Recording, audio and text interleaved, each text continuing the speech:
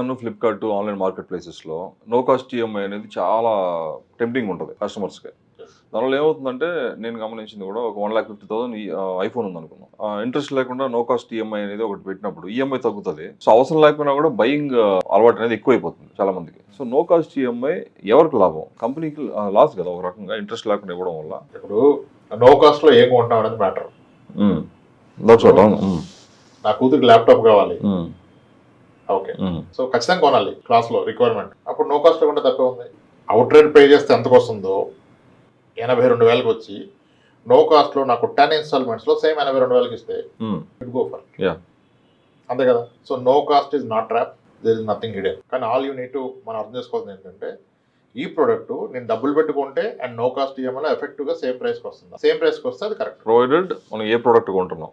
నువ్వు అవసరం కదా, అవసరం లగ్జరీ అయితే వేరు కదా. అవును.